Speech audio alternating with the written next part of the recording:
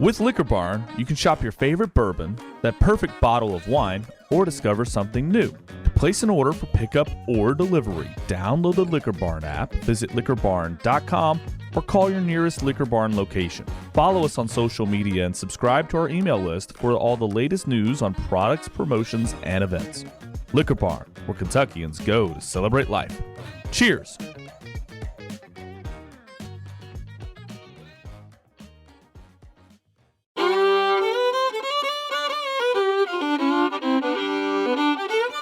Welcome to the Bourbon Life Podcast, your source for all things bourbon. Join your hosts, Mark and Matt, as they drink and review bourbons, share news about upcoming events, interview the who's who in the bourbon world, and, most importantly, bring you along for the fun of living the bourbon life. Now, here's your hosts, Mark and Matt. All right, everybody, welcome back for another episode of the Bourbon Life Podcast. I'm your host, Mark. With me, as always, live tonight in the Bourbon Life Studios is my good friend, Matt. Matt, how you doing, man? Mark, I'm doing great. And you know why I'm doing so great? Why, Matt, are you doing so great? Please tell me. Please tell us. You know what day today is, right? I do. Today is the summer solstice, man. It is the summer solstice. It is the longest day of the year. Yes. So that's we've made awesome it. Day, man. Yeah, for it you. is. That means you get to go outside and ride your bike for an extra hour or something, right? Yeah, that's right. As soon as we finish here. Gonna milk every last ounce of daylight out of today. Oh, man. But I'm doing good, Mark. How are you? I'm doing great, man. We've got a great show. I'm excited about tonight's show. I've been looking forward to this for months. Since we did the last show, we have some repeat guests with us, so I'm super excited. And we have a special guest sitting in live with us tonight. My daughter, Abby, has joined us, so I'm going to at least give a shout out to her because she's going to sit in with us tonight. She's not a bourbon drinker, but we've mixed up a bourbon cocktail for her to enjoy while she sits in and hangs out with her. So this is the first time, 125 shows, first time that I get to do a podcast with my daughter. So I'm pretty excited about that. So welcome, Abby. Thank you for being here and also prepared to be underwhelmed. I already am.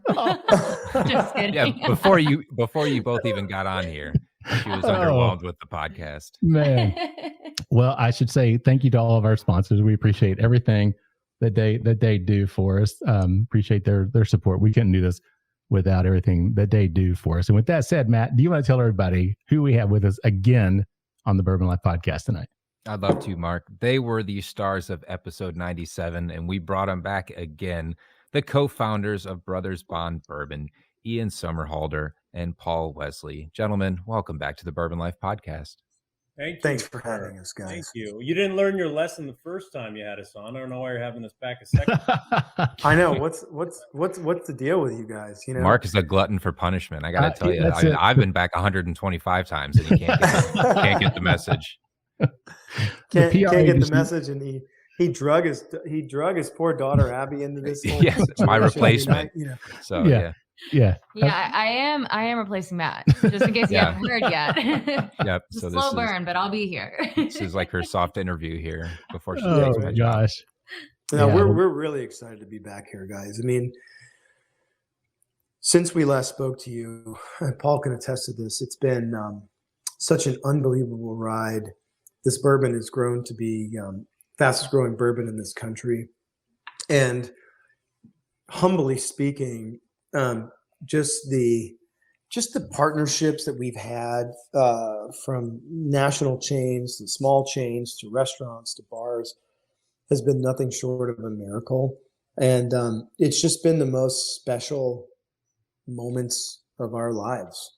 It's really, really been amazing. So thank you for dialing in and actually allowing us to talk about this bourbon in an objective or subjective way. Yeah. And being so kind with your words, in a new for a new brand in a very big, highly competitive category. For us, this is a dream to be talking to the three of you about this. Well, we appreciate that. It's an honor to have you guys back on the show. We had such a good time on episode 97. So I'm thinking that every 6 months or so, we're just going to have to. We got to do it. To hopefully we'll have something new every 6 months to talk about, because we are busting our asses to make sure that that we don't, that we're never asleep at the wheel. I mean, this is what we do. This is not just our passion, but at this point, this is our lives. Yeah. And I mean, that's great, man. So I'm happy. That was a thing that struck me from the first episode. And again, it was episode 97. If you guys haven't listened to it out there, go back and listen to that, because you'll be really impressed with the level of passion that Paul and Ian have about this brand and about what they're doing and about bourbon in general. And both of you guys, your knowledge of bourbon itself, the history of bourbon, everything that goes into it. I think that's the one thing that really stood out to me is you mentioned earlier, you said something about celebrity. We were talking off camera about that. And that's not, and a lot of people I think will probably hear that and they don't understand. I mean, go back and listen to 97 and you'll understand the passion that goes into this. So, and again, we're just really happy to have you guys back on here, and congratulations on all the success that you've had on this so far. But let's talk about, we're actually going to go back and revisit the first year, what we call the flagship bourbon. So if one of you guys want to just kind of tell us a little bit about that flagship, your first release that we talked about on the first episode. If you guys want to tell us about that, that'd be great. Sure. Pond water, Paul, that we just fell into. That's right. Now this this flagship bourbon is this is what Ian and we created this bourbon because this is our palate and this is what we would serve our guests and what we do serve our guests. So when we created this bourbon, it was like, well, what's the bourbon that we like drinking? What's the vibe that we want? We have the same taste. So we want to create a bourbon that if we had this on our bar, we would be pouring this to everyone. And that was our goal. So we didn't just slap our names on the bottle. We blended this in Ian's living room. Literally. Three grain mash bills, and we blended them into a 4-grain. This is our baby. This is our flagship. It's an 80 proof, so it's on the lower end in terms of the proof, but we wanted it to be approachable, but also complex enough for, avid bourbon drinkers, but also approachable enough for people who don't drink bourbon. So that was sort of what we wanted to accomplish, and I think we did. Ian, you wanted to say anything? Yeah, no, Paul, that makes a lot of sense. And ultimately too, just to add to that, Mark and Abby and Matt,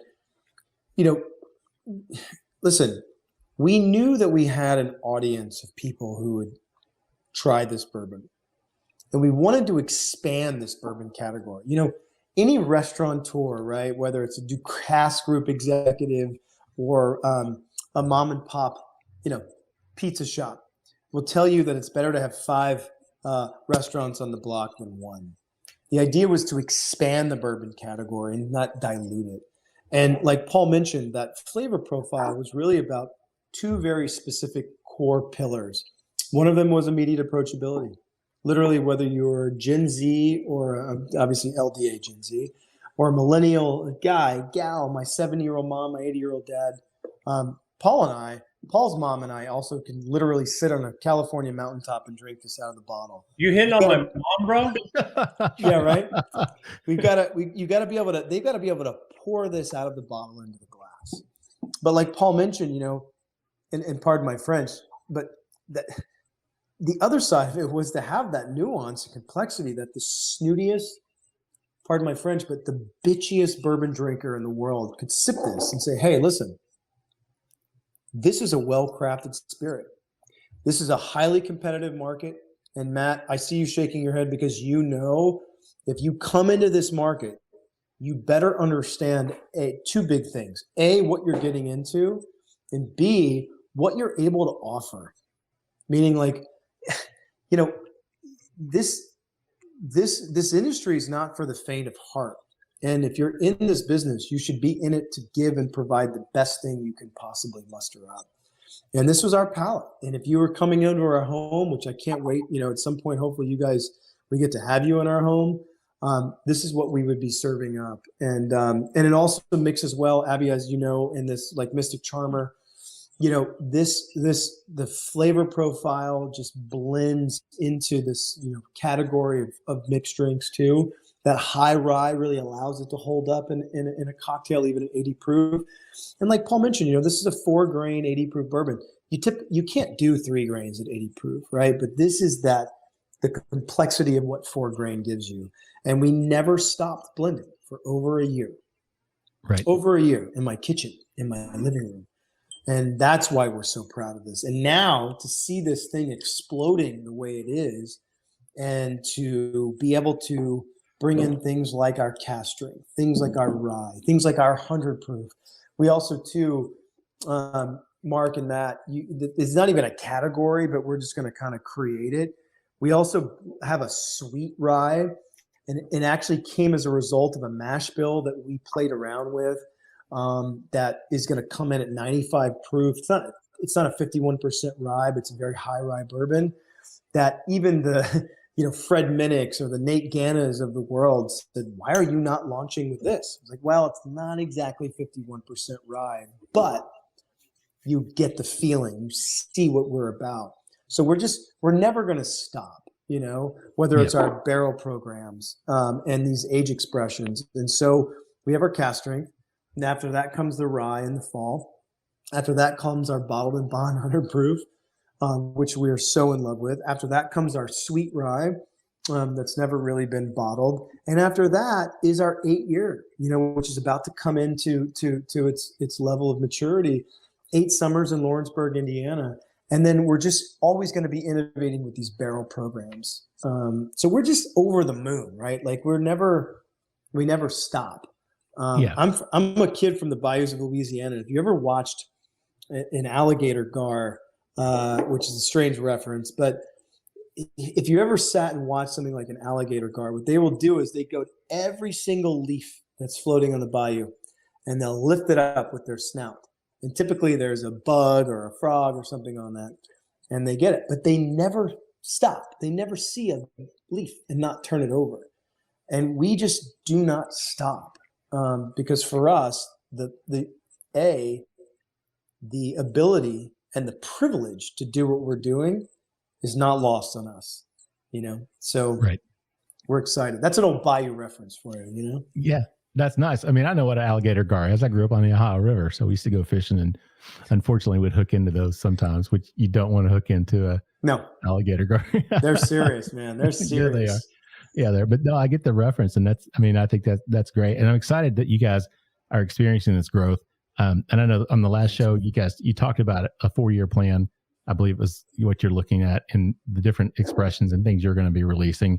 And things are coming to fruition now with your cask strength, which we'll actually give it a taste. Yeah, I just spilled bourbon all over the place, man. Party foul on Ian there. That's all right. So Matt, let's go back and revisit this the nose on this Flagship, the 80 proof Brothers Bond Bourbon. What do you pick up on the nose on this one? Let's do it. It's fun to go back to this one. I haven't been back in this one in quite some time here. So I know I kept the bottle.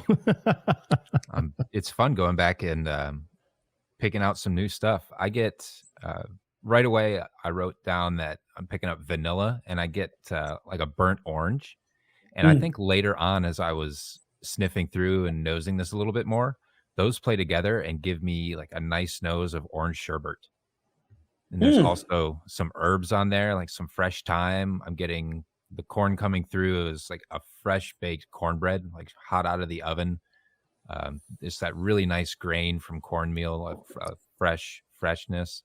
And there's some subtle oak with it as well. For 4 years, there's a lot more oak playing on the nose of this one than I would have expected. Yeah. I mean, I agree with that, Matt. It's funny because I was thinking about it the last show we did, and the rye, because this is what I think the combination, the blend of it turned out, is it 65% corn and 22 rye? Is that right? 22 rye. Yep. Yeah. So it is. I mean, in rye terms, it is kind of a higher percentage rye. So you do pick out some of that. But yeah, man, I get that a little bit of that oakiness, but I get that sweetness, that vanilla that you talk about. Very approachable. But it's kind of funny because I almost got, and I don't remember ever getting this. I didn't say the first show, but almost like a licorice. I don't know if that would be Matt, what would be an herbal reference to kind of a licorice? You could get like anise or Anise, fennel. maybe. Yeah, I think maybe kind of an Fennel anise, seed. almost aroma comes off of that. But also like that. I think I mentioned it the first episode. Kind of like a sweet corn, like a frosted flake. Kind of a sweet corn type of aroma that comes off of that. And I definitely pick that up. But that kind of a fennel or anise type of aroma, that's a new one. I don't remember that last time. So very, very interesting, but very approachable. Like you said, Ian, something that an easy sniffer, and very pleasant, something that people can definitely enjoy. Matt, you mentioned one of the things that Paul and I worked really hard on, and actually after having a really awesome, meaningful conversation with Fred Minnick, and was relaying just sort of the history of why we associate with certain types of smells and tastes, and typically it comes from our history, right? And when Paul and I were blending, we were blending. I think we were about 8 months, Paul. I think we were about 8 months in. And a lot of times we blend in Cabernet glasses, or we blend in even just like white wine glasses, because you've got the stem. You can really move it around. Get a lot of oxygen in there. It really gets your nose in, and it does in fact condense the nose quality of the bourbon. And we had 2 blends. One that smelled like baking spice, and one that smelled like literally like fresh cut banana. And I'm a huge fan of banana bread. Paul loves it as well. And we could stick 2 glasses up to your nose and you would get banana bread. But one side was banana, one side was banana, like baking spice. And we looked at each other and we said, damn it, come hell or high water, we are going to get these 2 together where you just have banana bread on the nose. Because, I mean, who could ever be mad at banana bread? And we Right. blended and we blended and we blended. And a couple months later, we ended up with banana bread on the nose, like grandma made, Right. And after talking to some people, and Fred Minnick and I were talking about sort of the history of how it all works. One thing is, I grew up with a lot of banana bread. We were a very sort of we had a very intimate relationship with the poverty line in Louisiana, and one of the things that my mom and my grandmama would make was banana bread, because it was cheap to make and was really nutrient dense, and you could spread butter or lard on it. Even back then in the early 80s and stuff, you used lard, especially in the winter. It was full of nutrients and energy, and they'd slap it on and we would just go out. But the thing about it is that the nostalgia of that flavor, that smell was really meaningful to us. And it played a big part in us continuing to blend and blend and blend, because, like we spoke about last time in episode 97, which, Paul, just want you to know, the only star of an episode you are, buddy, is in 97. Thanks, pal.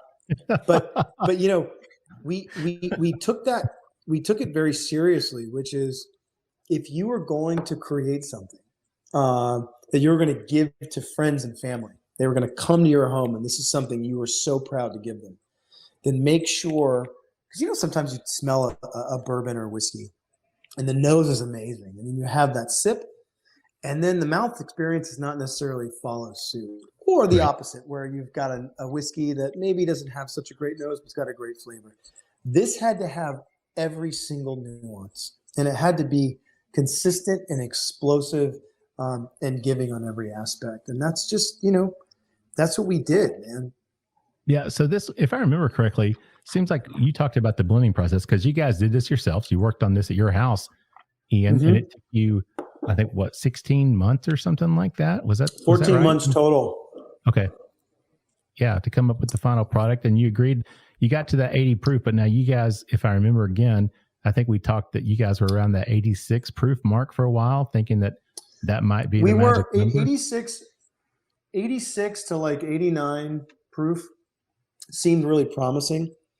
And if I go back and I look at my composition books, we were just really going over this, and we spent a couple months really just looking at what that proof would do.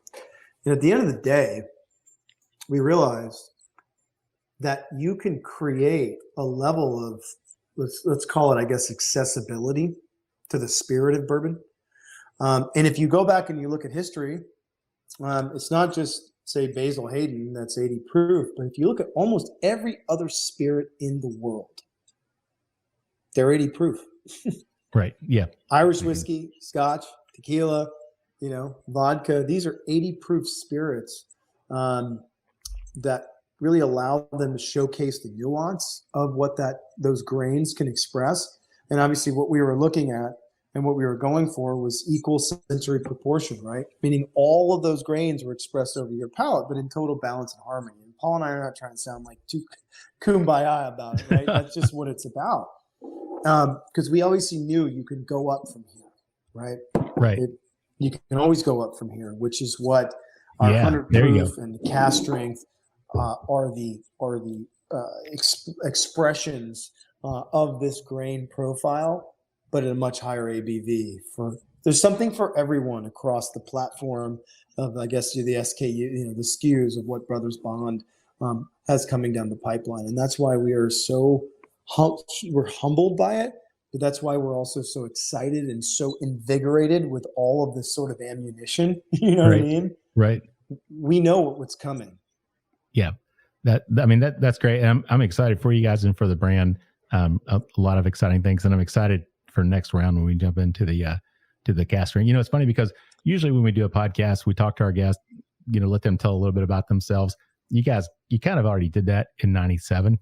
So there's no reason to kind of rehash, but can you guys just give us kind of an update about what's been going on with you guys? I mean, what's been going on? Because it's been about 6-7 months. So, well, Paul is now Captain Kirk and again, one of the most famous actors in the world.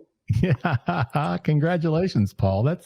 I did see that. I saw that on Instagram and saw it somewhere, but yeah. I don't know about one of the most famous. I'm playing one of the most famous characters in the world. That's for sure. There's nobody. It's so funny. You talk to people with, from various cultures, different countries, different languages, and they don't know what the hell you're talking about. And suddenly you say Captain Kirk, and they go, Captain Kirk? Everybody knows Captain Kirk. So no pressure. But yeah, I started shooting that a while ago, and it's been an absolute blast. My goal is to get Brothers Bond in space. Yeah.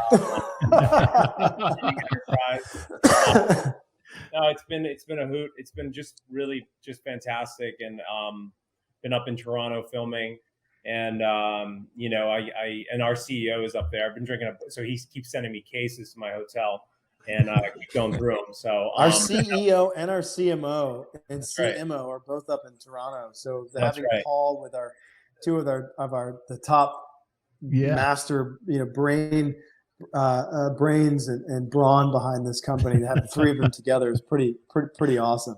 Nice. So lots of bourbon being consumed there offset. But it is that, Mark, in all seriousness and again in all humility, man, I've been raising my kid and building this brand, and Paul just said, look, man, I've got the energy and I've got the wherewithal. I will, Paul is on screen crushing it. And the beautiful thing about Brothers Bond is the operative word is brothers. There's two of us. Right. So Paul is out there, in the spotlight, busting his ass every day and night on set. And I'm doing the same in our offices and in the blending room. And, we don't have they are assets, but we don't have inventory management. I do the inventory management with Sam Smeltzer at MGP. So, going back and forth between Lawrenceburg, Indiana and really keeping, when you're talking about inventory management, if you would have told me maybe 4 years ago what inventory management was, I would have said, what are you talking about? But once you lay down, and I say this in all humility, once you have millions and millions of dollars of bourbon laying sideways in barrels, you get really hip really quickly to what inventory management means, because that's your goal. That's your lifeline. Right. And understanding where these barrels are and how they are maturing and creating those profiles from the white dog stage to the 2-year to the 3-year up to that 4-year stage, you're managing the flavor profiles of thousands of barrels of bourbon. Right.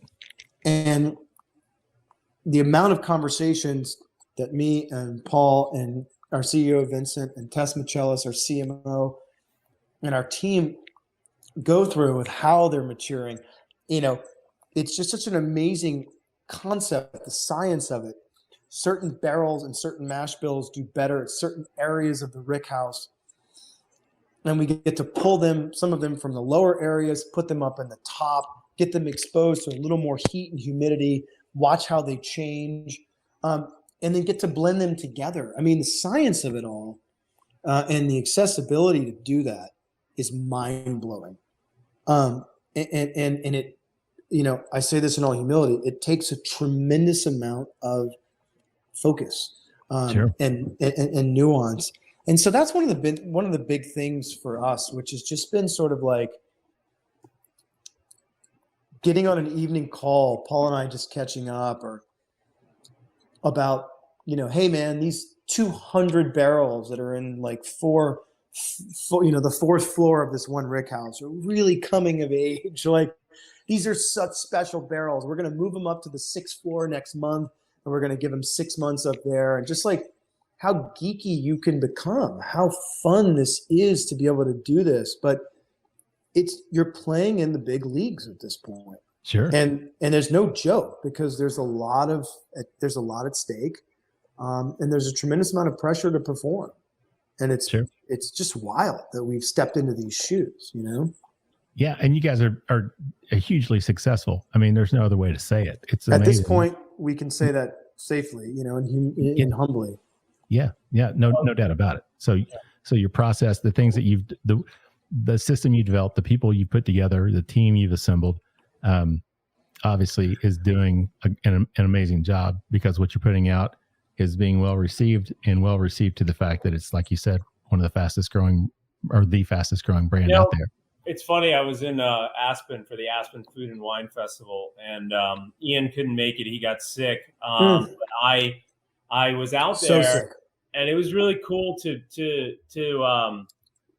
sort of meet people who knew what Brothers Bond was. They, meet people who come up to me and say, "Hey, congrats on your success. I'm from so-and-so, tequila or this brand or this, whatever." And they all kind of know our story. And it's funny because a few people asked me, what's your guys' like secret sauce? How are you guys getting out? And I said, and I kind of thought about it. And I said, we really give a shit, and it's organic to us. It's an authentic, organic story. And we care. And I think maybe that resonates with people. And I think a lot of times people think they have to do some fancy advertising or do fancy this or it's like good product, passion, and authenticity. It's that simple. I mean, it's not simple, but it sometimes is that simple. Sure. Mm-hmm. And also Ian's blue eyes.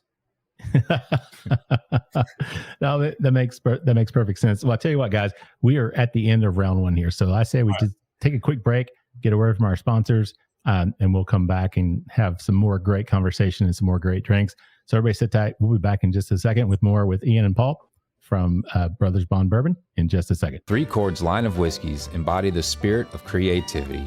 The whiskey is a true collaboration between producer and composer Neil Giraldo and master blender distiller Ari Sussman. The Three Chord team of expert blenders, coopers, and sensory professionals have developed a multi-step process they called Perfectly Tuned Taste.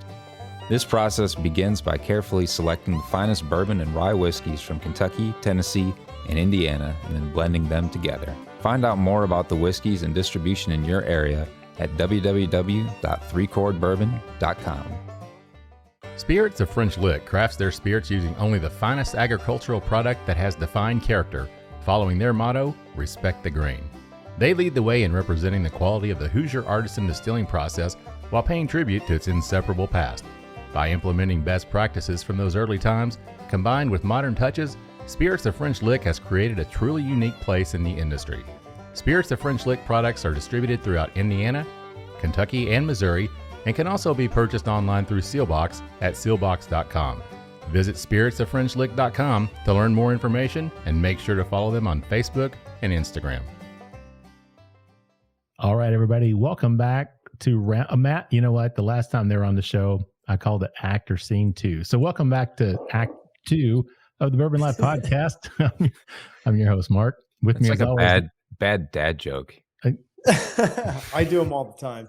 Yeah. All right. Welcome back to Session 2 of the Bourbon Life Podcast. Oh no, I don't want to take wind out of your sails. Too late, Matt.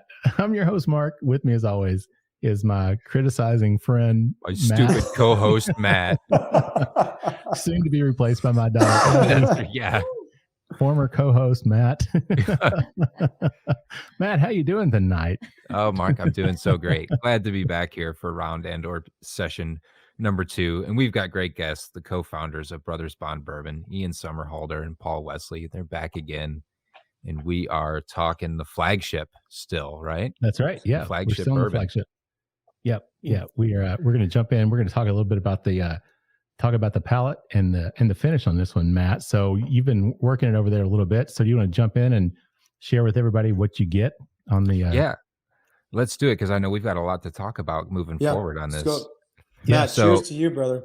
Hey, cheers to you both. So this one, I remembered when we tried it first time, there was something of a flavor that I tasted that I'd never tasted before in a bourbon, and it's there again, and it's sumac.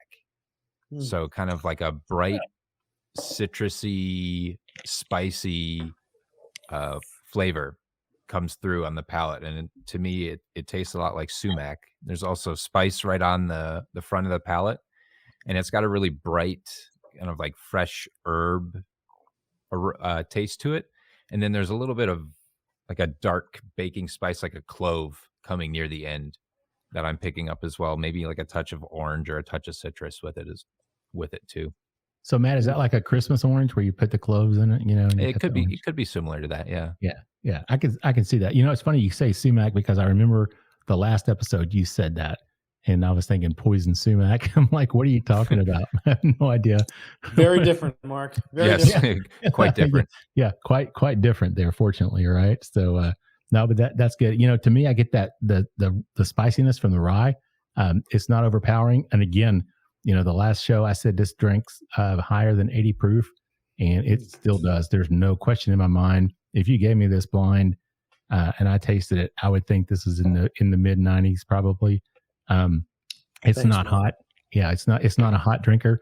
It's very approachable, which we talked about in the first session. But again, it's not what I would consider when I think of an 80 proofer. This is not the flavor profile that I think of, but you get all those classic bourbon notes. But like Matt said, you do get that spiciness. You get that little orangey flavor as well. I don't detect the clove. Matt's palate is better, more sophisticated than mine. But I do get that sweetness again, a little bit of that corn profile. So I'm, you know, on the nose, I talked about that kind of frosted flake kind of aroma. I get that same sweetness and a little bit of that corn coming through, a little bit of the oak, not much, but not tannic at all. It's just a nice finish. And again, I think it finishes long. When I think of an 80 proof bourbon, I don't think of a bourbon that's going to finish like this, but it does. I mean, it's a very nice all around finisher. Matt, what do you think? Yeah, I agree. I think you really hit on the big thing there, Mark, is that it has a whole lot of depth and a whole lot of backbone for what it says it is on the label. I think 80 proof, sometimes people shrug it off and think that it's where bourbon should start, and there's nothing more than just a kind of a pacifier bourbon place to start. But this has a lot more depth, a lot more flavor, a lot more aroma, a lot more body to it. It's a great place to start, but at the same time, it's something to sit around and be a little bit cerebral about and think about, and it really provides a lot of talking points. Thanks, Matt. A lot of that nostalgia too, right? Like, I think there's something, you know, and guys, I'm so grateful. Paul is so grateful too. I just got a text from him like, holy shit, man, how amazing is it that we're sitting here listening to this amazing, you know, these kind words about our bourbon. And I think one of the things that I think that resonates as well is that life is short, right? It's also quite complex. And so there's something really special. We crafted this bourbon, and I'm not trying to sound like a sales pitch, to be something that is just a complement to an experience, right? And people could say, oh, it's just right in the middle of that bell curve. Well, let me tell you something about the middle of that bell curve. It just allows for an easy experience, a nostalgia, something that's easy to dial into, something that's easy to, I guess, understand as far as flavor profile. But the thing about it is that you don't have to go off of a deep end. So it's more about the experience and what it yields. And that is what we were so excited about. Because an interesting analogy is like, if you look at the entertainment business, right? A television show is merely just a community of people, of shared experience, people watching a television show together and then speaking about it. Whether it's your favorite album or a great bottle of whiskey, there's that sort of similarity, that shared experience, that's something special. And I think, Matt, if you were to sort of break it down, to be cerebral about it, it allows you to sort of experience in a way that doesn't require some expert, Mm-hmm. Yeah, that's kind of what I was getting at. Yeah, no, I mean, that makes perfect sense. And I know we talked about the last show. This is something you want it to be approachable. You want this to be something that you want someone like Matt and myself, who obviously drink bourbon, to be appreciative of it and be able to enjoy it, which we do. But I think you also want someone who is a non-bourbon drinker, or someone who doesn't have, like Abby, who's a non-bourbon drinker, to give them a nice starting point. And I really think that's what this is. I think it's a great starting point. And just price wise as well, we want it to be approachable. We wanted it to be affordable for people, and not, cask strength is going to be a little more sophisticated, or in terms of taste wise and pricing is going to be a little higher. But we want this to be something that people drink freely without having to, spend, a ton of money as well. Yeah. And I hate that. Can you guys, what the retail is on this around? On the cask strength? No, on the flagship. $39.99. $39. Okay, I thought it was right at $40, right? So, yep. Which is, and you can get it at, depends on where you're going, but you can find it 36, 37, Yeah.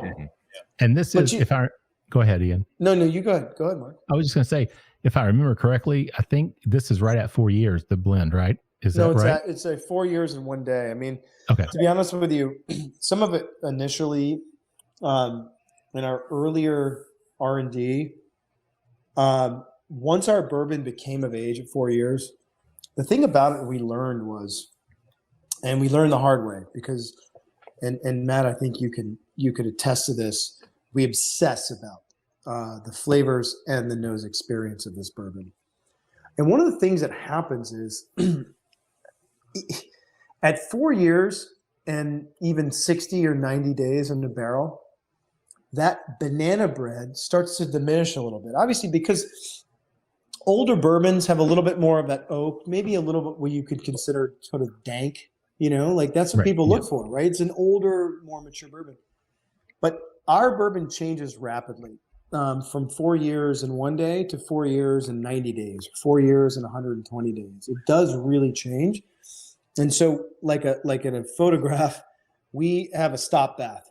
Boom, 4 years on the dot, and we're done. We stop it right there, just so we can control it and keep that spice and that nose profile as well. And we're really proud of that.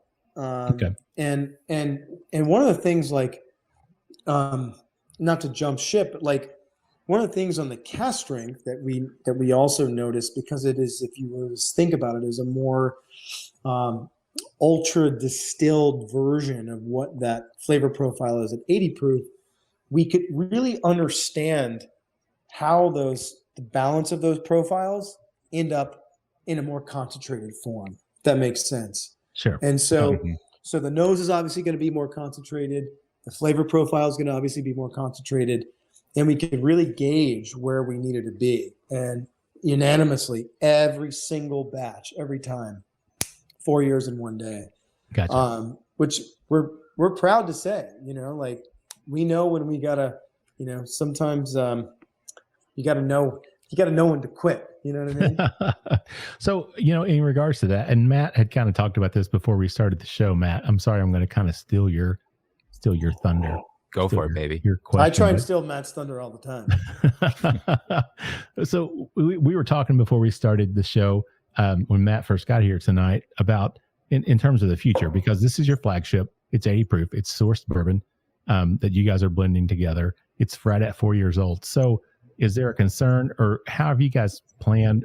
What's the strategy in terms of moving forward to guarantee or make sure that you're going to be able to have the barrels at the same age, everything, that you're going to be able to continue the flagship at the same, basically what you've got here? Well, it's not bourbon that is just sourced. This is bourbon that we have busted our asses to lay down and make sure that anything that goes into a barrel is ours. Now, obviously, fortunately for us, MGP has been making bourbon since 1857. Right. 1847 technically, but 1857 on paper. The yeast is obviously always the same because it's that proprietary yeast of MGP or Ross and Squibb now, which they've gone back to their old terms, which I love. The difference is for us is, and this is where it gets into the minutia, is we have several different mash bills, right? And those mash bills are different at different distillation periods. And we have two different cooperages, right? Speyside and Independent Stave. Okay. Now, when you really want to get into the insanity of the specificity, these cooperages are using the same type of wood and the same process. They're just different. So certain mash bills are going to perform specifically with certain cooperages. Those specific cooperages, and this is where it gets really, really crazy, where it's just go insane. With just the endless amounts of conversations. Those specific cooperages with those specific mash bills perform at specific parts of the rick houses. So now you're getting into a space where you are looking at a blend that was maybe done in July, a distillation that was done in July, and one that was done in October, and one that was done in December. And tracking those and understanding where they are at 1 year, 2 year, 3 year, and coming into that 4 year is an enormous amount of energy and passion. And so we, to map all that out and to make sure that they are not only just consistent, but they are performing at a level that we know this bourbon is not just going to make a great 4-year bourbon. It's also going to make a great 8-year bourbon. And this particular mash bill that was distilled in July versus the one that was distilled in October versus the one that was distilled in December is going to that's going to mature better at a lower portion of the rick house, a mid portion of the rick house, or the top of the rick house. This is, I think, the difference of where we fall into place as far as Brothers Bond Bourbon. This is something that I do every day of my life. Okay. Do you see what I mean? Yeah. Yeah. So we understand as a company where we are for the next, say, 60 months, right? Okay. About 5 years out. We really have an understanding of what we've got, what we can produce, and what level of quality, not level of quality, but what level of how many cases we can do of each certain expression that we have. Yeah. And that makes sense. So that was kind of, you answered my question, even though I didn't necessarily ask it the right way. But Ian, you're starting to sound similar to guys that we've had on the show, like Harlan Wheatley and Brent Elliott, that know their rick houses and know their products so well. You ask Brent Elliott, hey, I'm looking for this specific flavor. He'll tell you exactly what recipe, where the barrel is, how old it is, where to go, how many steps to walk before you find Harlan Wheatley. Harlan Wheatley was the same way. He was saying, all right, you want to make Buffalo Trace? You go to this rick house, grab from this floor. If it's coming in a little bit too much of this flavor, go to this rick house, grab 10 barrels from this floor, and boom, just like that. It's just, I appreciate that, Matt. I mean, the idea is like one of the beautiful things about our partners at MGP or Ross and Squibb now is, you know, the level of connection that we have with the people running that company. And the other great thing is too, the master blender of that company is a guy named Sam Schmelzer, who's a young guy. He's in his mid-30s. He has a passion and a knowledge of bourbon, and they've bestowed a tremendous amount of responsibility in his shoulders.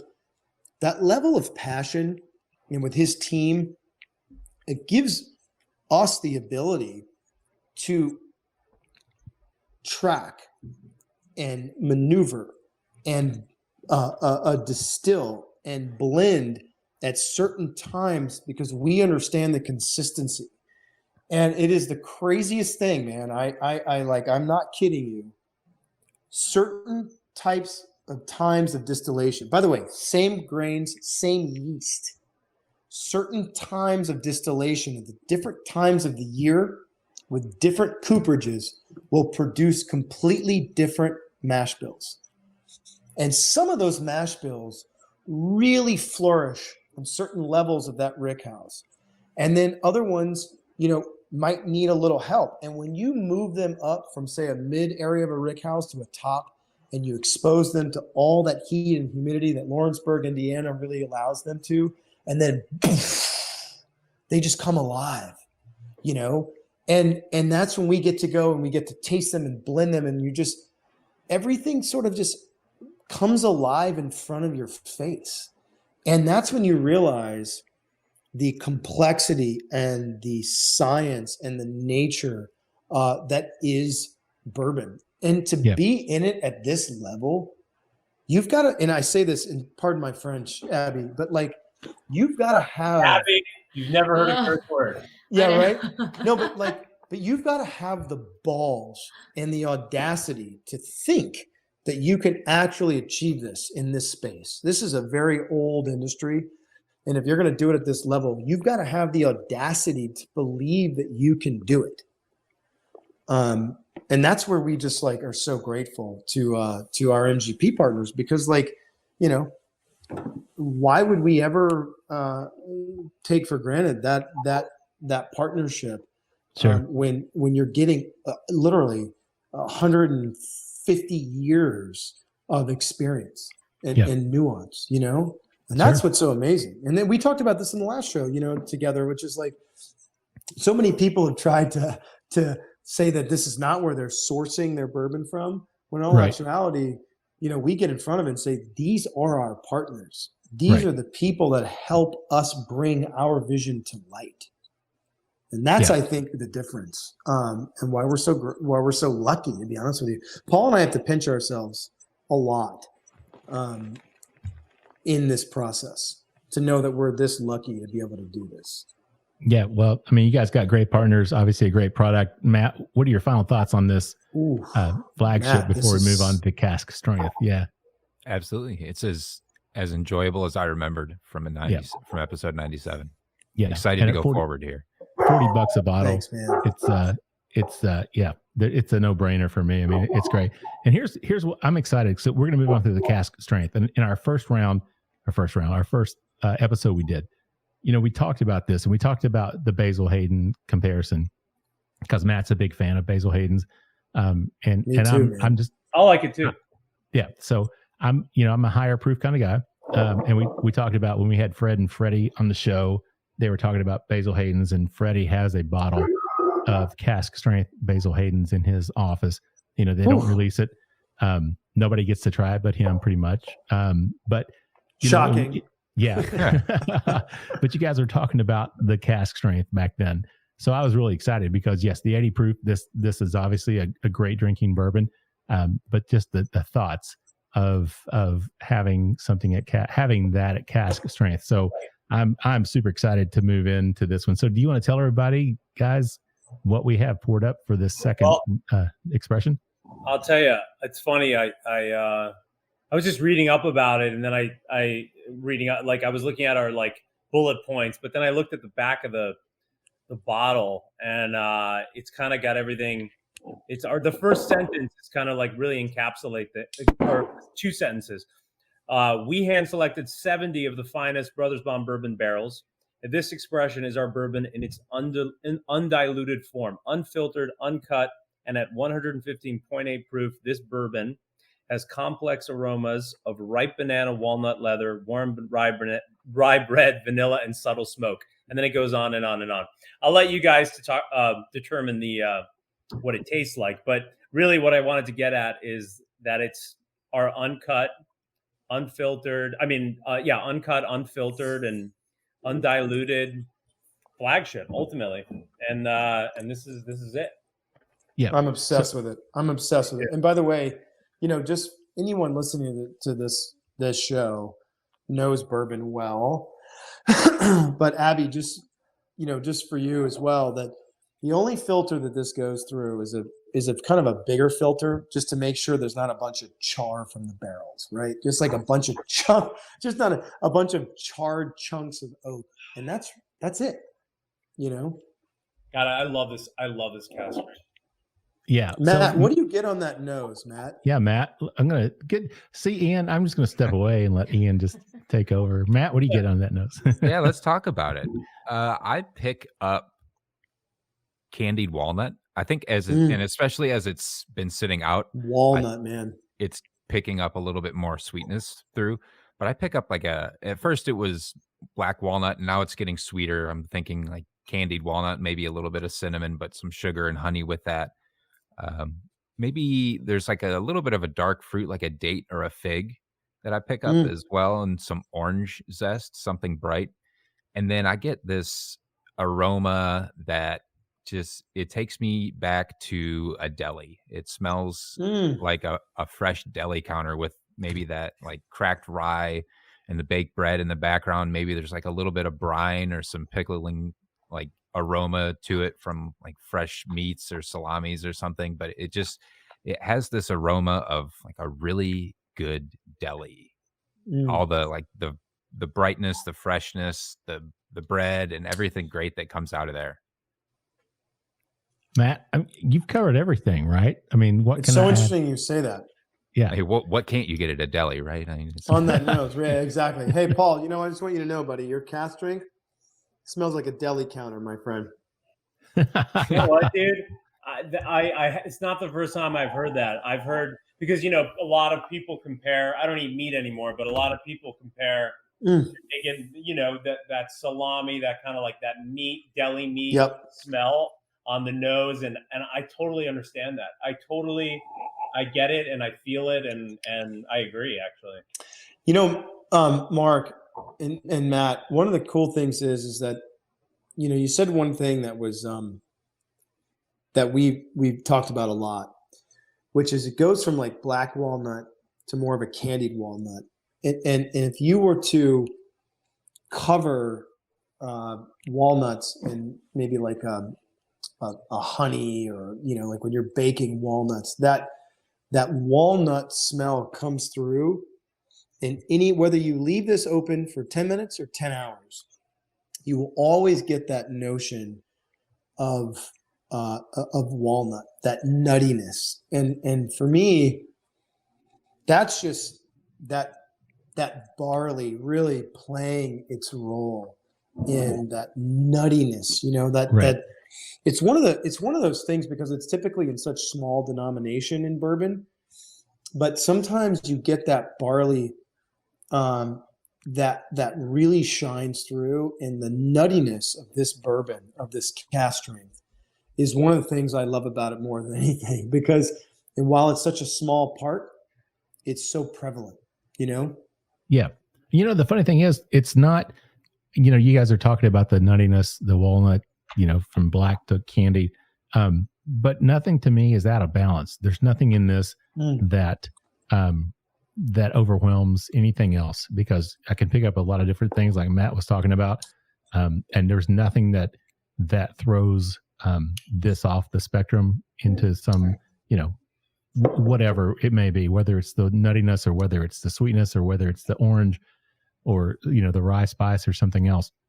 To me, it seems like a very well balanced nose. Matt, what do you think? Yeah, that's a good point, Mark. All the flavors and the aromas that I pick up on the nose play really well with each other. It's not like you get this great cacophony of aroma and then all of a sudden you're like, did I smell Windex or something? Like something completely out of the ordinary. Everything plays really well together. It's well balanced. It's well thought out, well put together. Yeah, and at 115.8 either, it's not blowing you out. You can nose it, and it's not, like I said, the other one, the 80 proof drinks higher. But on this one, at 115.8, the nose, some people, when they hear 100 proof or more, they think, oh my gosh, it's going to be so hot. It's going to be too much for me to handle. I mean, it's not at all. I mean, not at all. I totally agree. Matt, you mentioned something interesting, and Mark, you just said it. 115.8. I mean, guys, let's be honest with each other. 115.8 is very high. Is a very high proof of a spirit, right? And so all you can hope for is that with a little bit of that air coming into that glass, in an undiluted sense. Matt, do you get initially, I have my notes from episode 97. I initially remember you mentioning right off the palate on that 80 proof bourbon, there was a bit of mint from that high rice spice. And then eventually there was a little bit of, we spoke about this, maybe it was offline, maybe Paul and I talked about this too, because I mentioned my notes, a little bit of cream. And then you got into that sort of nuttiness and toasted grain, cereal grain. But then that 80 proof bourbon gave you that little bit of sweet kick on the back end. And it's interesting at 115.8 proof. Now this one is 57.9. So 115.8 is on this one. We did a sample run that was actually 117.8. And I'll tell you, it is different at 115.8 than 117.8. Yeah. But now that this has been breathing a bit, Matt, do you still get any of that on that very front palate? If you were sort of to go back and look at this now as a 115.8 proof bourbon as opposed to an 80 proof bourbon? Are we talking palate or nose? Palate. Do we want to save that one for round 3 here? You've jumped ahead. Never mind. We'll save that for round 7. Yeah. Absolutely. That's on the Ocho, round 8. I'm just sorry about that, guys. I'm so obsessed with this now. Sure. Being able to talk about this openly. To be honest with you, I gotta tell you, this is the first tasting that we've actually done in depth with 2 individuals, now Abby 3, individuals who actually know bourbon. And Matt, this is the most in-depth conversation we've had on air about cask strength with you guys. Awesome. Very nice. I'm glad Matt's here to pull the weight. All right, guys. Well, I'll tell you what, we're at the end of round 2. So let's take a quick break and get a word from our sponsors, and we'll come back with more with Ian and Paul from Brothers Bond Bourbon in just a minute. The Stave Restaurant is a bourbon lover's paradise right here in the heart of bourbon country. Located at 5711 McCracken Pike in Millville, Kentucky, between Castle and Key and Woodford Reserve, Chef Kyle Klatka prepares amazing food each day that features an elevated Kentucky-inspired cuisine. With a full-service bar, great bourbon flights, and signature cocktails, the Stave is the perfect place to catch up with friends after a fun-filled day of touring the local distilleries. Be sure to check them out online at thestavekentucky.com or at Instagram and Facebook at The Stave Kentucky.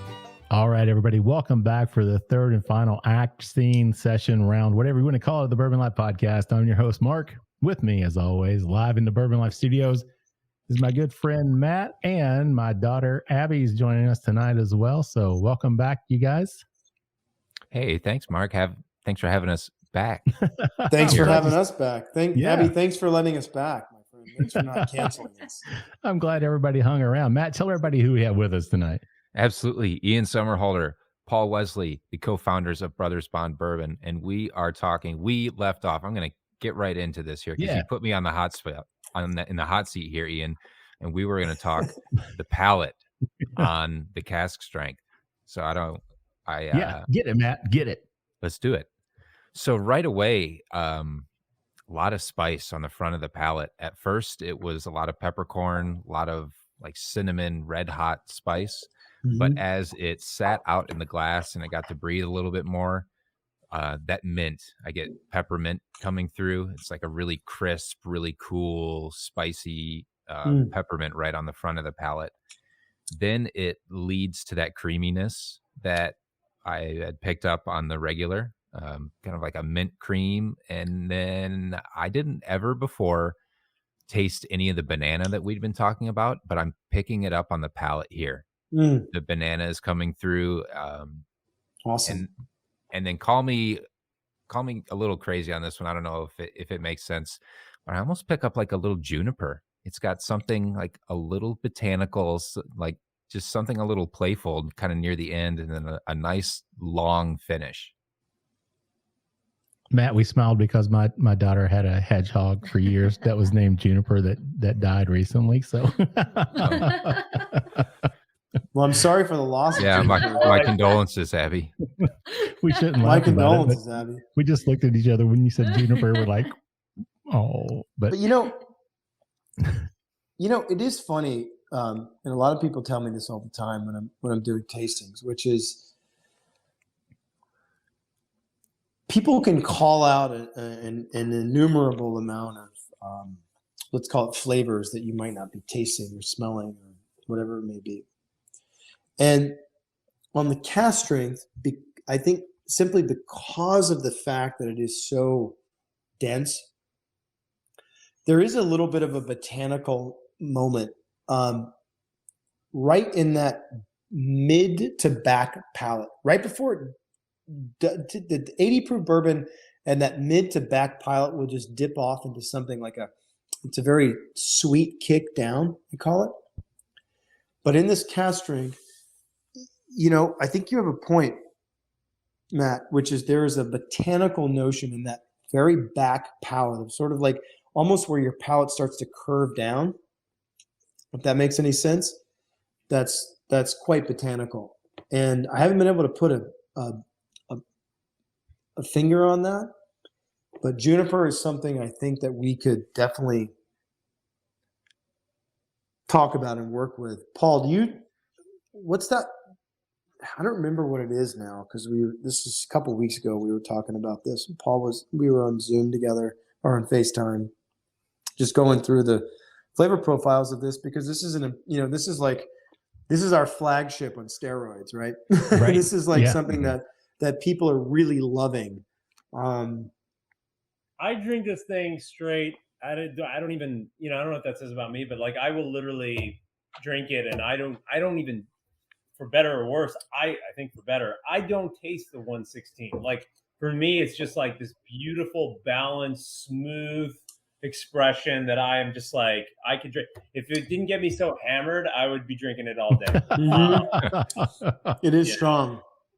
It is. I would agree with that. At 115.8, it's not too hot though, Paul, like you said.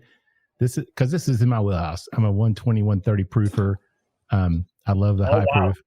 Yeah. So I'm allergic. What? Wait, hold on. Paul, I got this, dude. Hold on. You got what? So it was. I don't even know what. Oh, you know what it was? No, Matt, it was not juniper. It was. It was fermented blueberry skins. Fermented blueberry skin. I've never had fermented blueberry skins. I haven't either, but like a like a skin of a berry. Yeah. Well, we were just trying to distill that, like, it's interesting, man, because if you go from like where it stops mid to back palate, very specific. Like, I know, but we were talking about. I think the fermented part was more about the that earthiness, that maybe that like the nuance of that, which is more like a skin. But juniper, I gotta play that in because these are the last notes I have, Paul, which is from our cask strength. Well, hold on. So Matt, I love it. Mark, what do you get from it? Yeah, Mark, what do you got? No, I was going to say that spiciness, it came across to me as cinnamon, Matt. Peppercorn, it didn't hit as peppercorn to me. It was more like a cinnamon red hot because I got that sweetness with it, but then that spiciness. And to me, that just really came across as that cinnamon. The finish goes on for an extended period of time. I'm really, really impressed with how long the finish lasts. And it kind of fluctuates back and forth between that sweetness and the spiciness. And I would agree. I mean, it is kind of like the flagship bourbon, but on steroids. It's a concentration of those flavors that you get from that 80 proofer. But obviously at a much higher proof, which again, it's right in my wheelhouse, guys. This is a bottle that I could crush. I love that, man. Yeah. I mean, there's no question about it. So now you said this is a 70 barrel that you read the label 70 barrel blend. Is that right? Yeah. It's a 70 barrel blend for this release. Okay. We have since found, now obviously they're not of age. We've got to see over the next, say, I don't know what, Paul, maybe 5 to 8 months, where I don't have my notes are in my car. We've got an additional, so this is the first 70 barrels. We have an additional, I think, 100. Oh, damn, Paul, we just talked about this. Let me see. I think about 108. We have an additional 108 barrels, I think, maybe 110 barrels that have followed suit to this because this just came of age. We bottled this 3 weeks ago. Okay. Yeah. Okay. This is the stop bath at 4 years and 1 day. And we've got another batch, I think, of 108 barrels that are coming for 5 months. Okay. And it's the same profile. They're tracking exactly the same. But I think go ahead. This 70 barrels we distilled from, I say this literally, like pun intended. This 70 barrels, I think we distilled from something like 750 barrels. Okay. All right. We tasted 750 barrels to get this 70 barrels that we knew we're going to launch with a cask strength. I don't care if we have to skip an entire year. Let's, like we all agreed on, let's make sure that this is the best release we can have. Gotcha. And this was the best 70 barrels of probably about the next 750 to 1,000 barrels that are actually going to become of age now. Okay. So, well, I forgot. I was just going to ask you a question. If that makes any sense. It does. And I just completely blanked out on my question that I was going to ask. It was a really good question. But I just completely forgot what it So was moving gonna forward, be, will you try to keep So, a similar flavor profile with next batches? Not similar. We're going to try and keep the exact same Okay. profile. And so that's where, again, that's where it comes into play, right? Like you've got, it sounds so, I guess, I don't know. I don't talk to a lot of people in the bourbon business. Maybe it sounds so cliche. You've got three major factors. You've got time of distillation. You've got cooperage, and you've got rickhouse appropriation or brickhouse positioning, right? How you deal with all three, and then you've obviously got weather, patterns, but they're pretty consistent at this point. How you deal with all three of those components is what determines whether or not you can put exceptional bourbon into barrels. At the 80 proof Flagship, it allows us to move barrels from different parts of a rickhouse for certain amounts of time.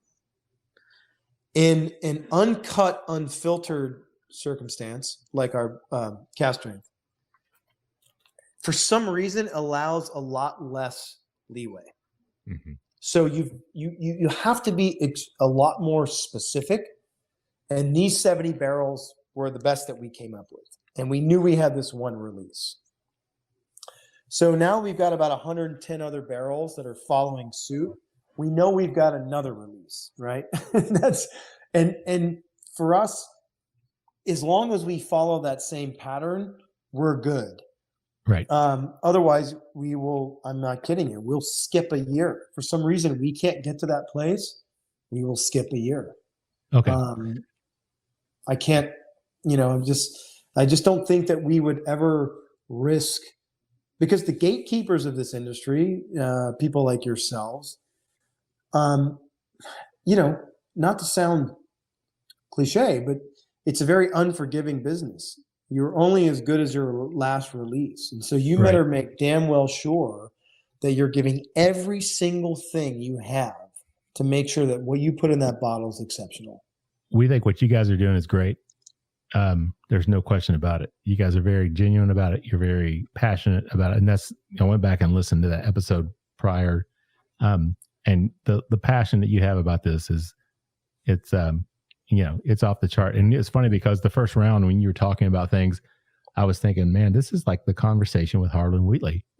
And then in the second session, nothing could be more amazing than that, man. Thank you for that. So those are like Matt brought firing that up, words. Those are like really kind words, man.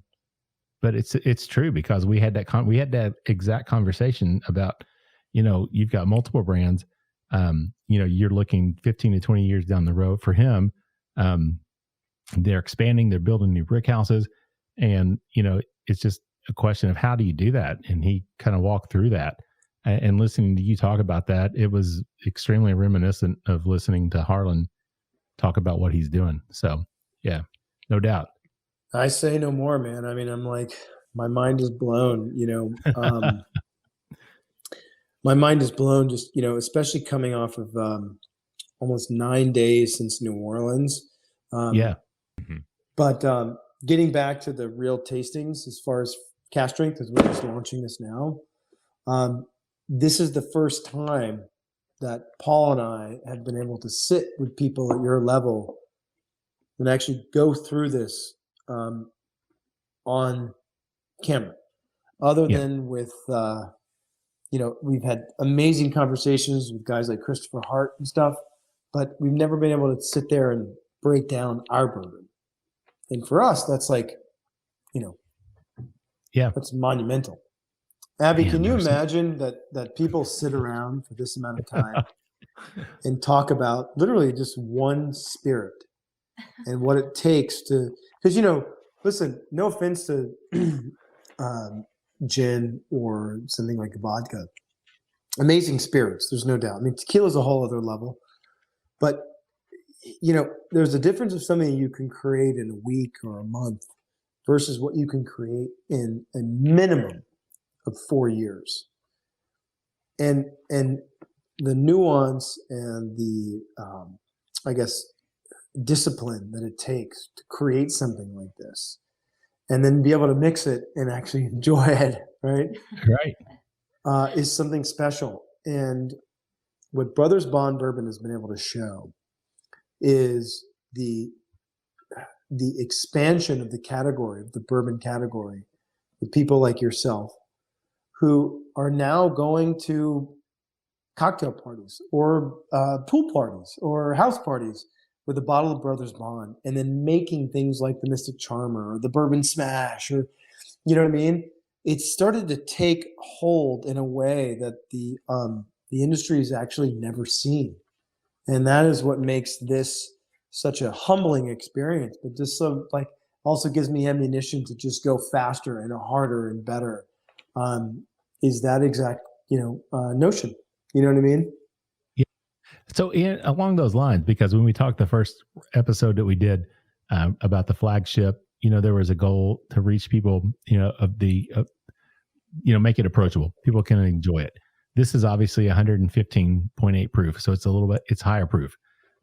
Is the goal with this one, was it when you started, was the goal to then take those people that started on the 80 proof and say, hey, try this? Or was the goal to say, for you bourbon drinkers that want something higher proof, here's what we have for you? Exactly. I think it's more of it's a two-prong approach, Mark. I think it's more about for the people who really love the higher ABV, here's what we have in store for you. excuse me, but the people who necessarily may not have that tolerance for the higher ABV, you can take this and try it, and you can Right. let it breathe, and you can actually find the nuance and how special it is. But for us, it's more about something for everyone. It's not just trying to cater to, it's, hey, listen, these are the profiles that we have. 80 proof, cask strength. Coming down the pipeline is a rye. The gatekeepers and the bartenders and the people that love bourbon or love rye will love our rye, right? After that, it's the 100 proof version of this. The 100 proof version of our 80 proof is mind blowing.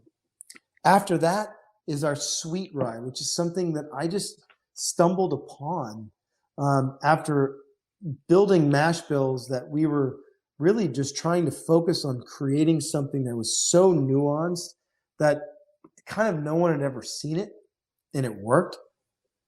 After the sweet rye, we have our barrel programs, right? Which people are like, someone of, say, maybe Abby's age going, what the hell? Why would I want a barrel program, right?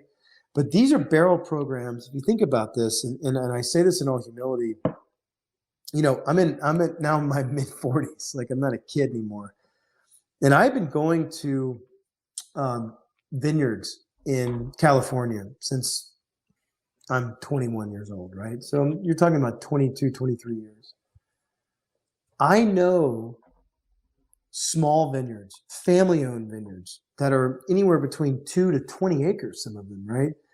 And I've built relationships with these people over the last 20-something years. I have access to those barrels. So when you want to start talking about barrel programs, and you're talking about a cask strength barrel program, imagine this bourbon in a California Syrah barrel, a California Cabernet barrel, a California Zinfandel barrel that only I have access to, Paul and I. And I can go and hook it up to my giant Ford dually, right? Because I'm a country boy, right? So I've got trailers and big pickup trucks and things. I have a CDL, right? I can drive a semi. Nice. I'm a country boy from Louisiana. I could drive a semi if I have to. And my old man taught me how to drive a 10-speed semi. But we get to go and pick out these barrels, these wine barrels, right? And I can get into the barrels. Because if you think about it, it sounds a little nuts, right? But a lot of that flavor and that smell come from the bottom of these barrels, especially when it's cooler. That flavor condenses on the bottom, and I can get in there and really just like kind of move it around and know, because they clean these barrels, they steam them. After that, I get a hold of them and I never let anyone touch them again. Load them up, and I can literally drive them to our finishing facilities and actually finish our bourbon in barrels that we picked out, that we transported, that no one ever touched. This is the difference of Brothers Bond, right? Yeah. You think about this cask strength in a California Syrah barrel, or a California Zinfandel barrel, or a California Cabernet barrel. The flavor profiles, guys, are on another level. You know what I mean? You're not talking about like a finished bourbon from some celebrity. No, you're talking about a bourbon finished in a barrel, picked out by two guys who obsessed over these wine barrels. And of course, I love, port. I love sherry. I love all these casks, but we don't need to import things from Europe. We've got them in our own backyard. Right. And it allows us to do, especially because a bulk of our business in really big national chains.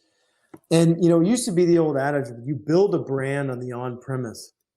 It's not the case anymore. Talk to a guy like Tito Beverage. You build your brands in these big national brand accounts. These people that have access to these just hundreds of millions of people that trust these stores to give them these quality products. That's where we build our brand. And for us, it's just really special to get to talk to guys like you and gals like you, because we obsess over this in such a way that I will literally, we will literally just go and pick up barrels and then drive them to be finished. I don't want anyone else touching them. Once that's I get good to know. So, you know what I mean? So is this like breaking news? Because now we know there's a rye, we know there's a bottled in bond coming, we know there's a sweet rye. So now it sounds like the barrel proof programs of this. And by the way, another barrel proof program, and Vincent, our CEO, would probably kill me for saying this, which is our rye program. Think about a barrel proof rye that we've been obsessing over and following. You know, you think about from a white dog stage, right? You're literally looking for tiny nuances, 1 year, 2 year, 3 year, up into that 4 year program of putting an American rye bourbon, a proper rye, into a California Cabernet or into a California Shiraz or Zinfandel barrel.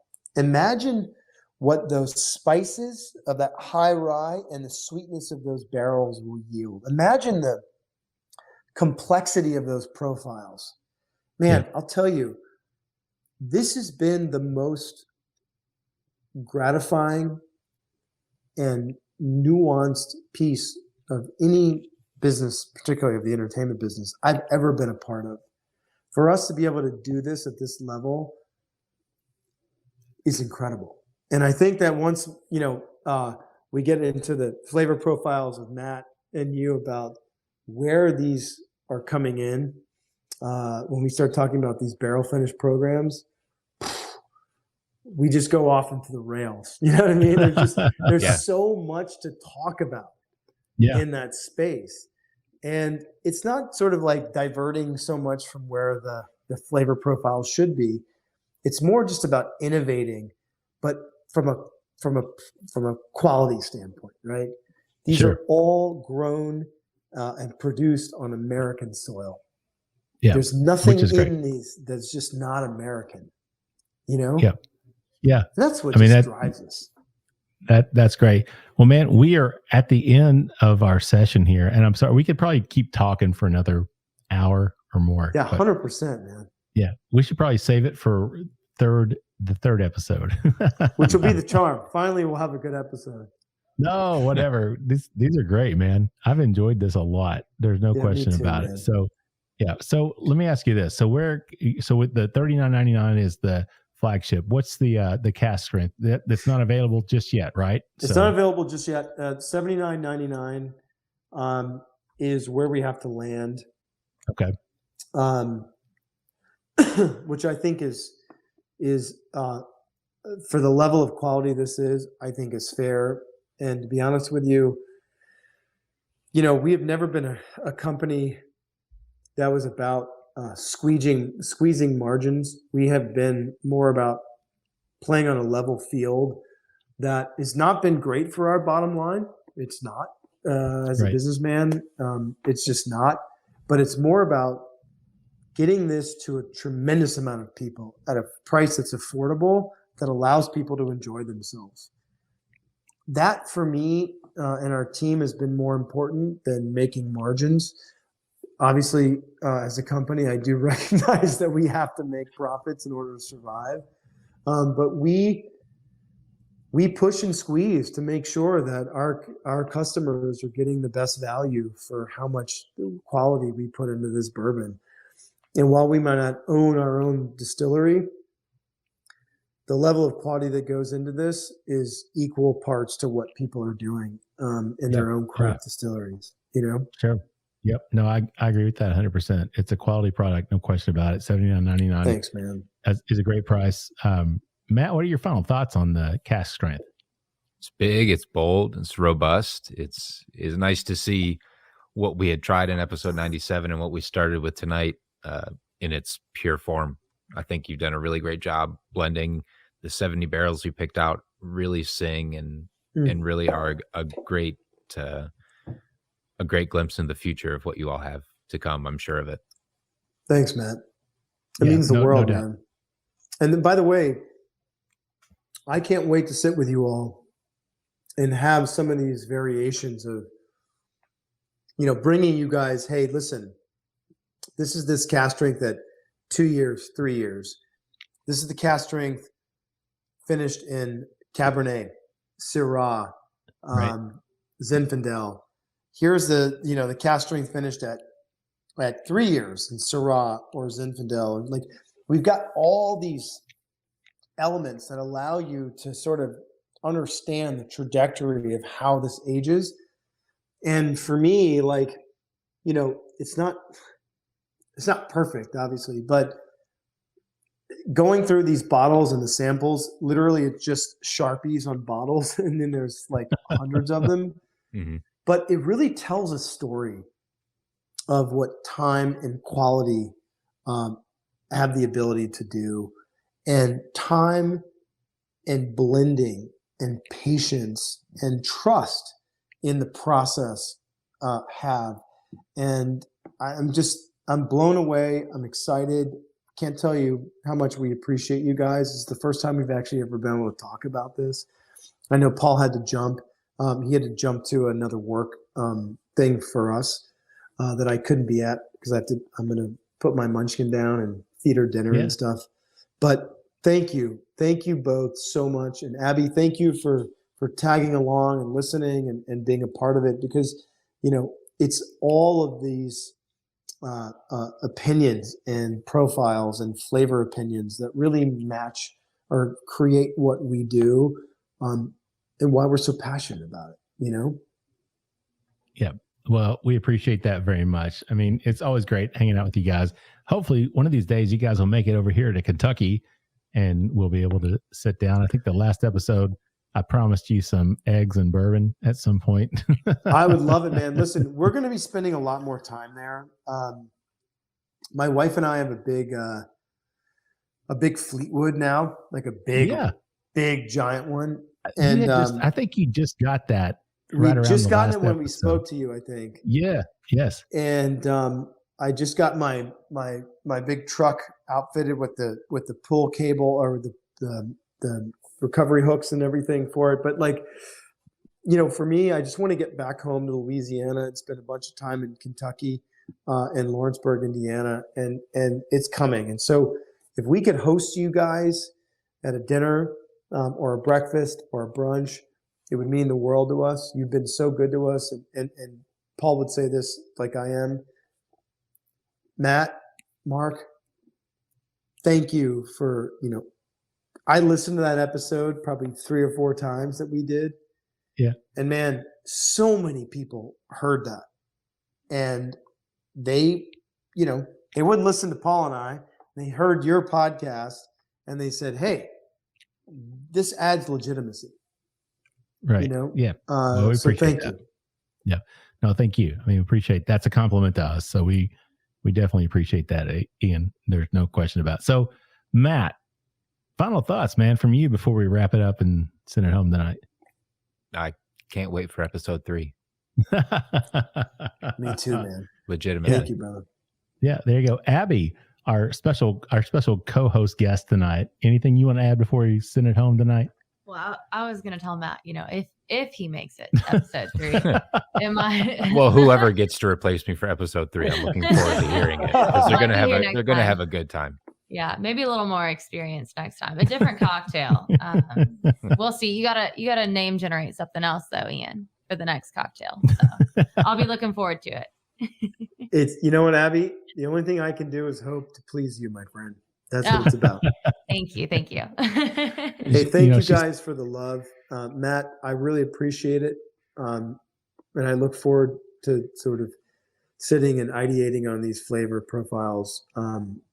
Clearly, you know more about what you're doing than any of us. And so we appreciate you. And Mark, thanks for it all, man.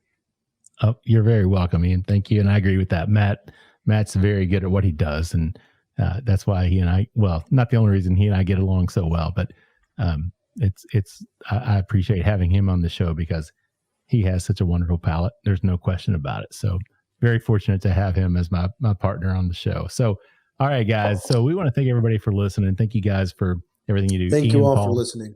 Yeah. Thank you guys very much. We appreciate it. We want to thank all of our sponsors, listeners out there. if you want to reach out to us, please feel free to do so. You can find us on Instagram. You can find us on Facebook. We got the private Facebook group, the Bourbon Lifers. You can join that. You can also email us at thebourbonlife@gmail.com. We'd love to hear your feedback. If you feel inclined to do so, please leave us a review on your favorite podcasting platform. We would really appreciate that. And with that said, I'm going to wrap it up, send us home with our tagline, which is, may your glasses always be full, and may you keep on living the bourbon life. Thank you for joining us for this week's episode of the Bourbon Life Podcast.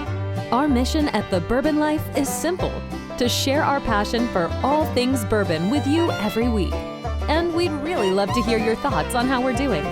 You can find us on Instagram and Facebook at The Bourbon Life. You can also contact us by email at thebourbonlife@gmail.com. And you can always find us on your favorite podcast platform. If you have a moment, we'd love it if you would rate us and give us a review.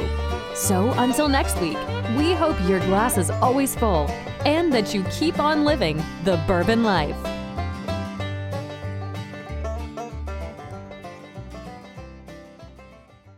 Whether it's rye, sour mash Tennessee whiskey, or bourbon, Davidson Reserve has something delicious to offer any whiskey lover's palate.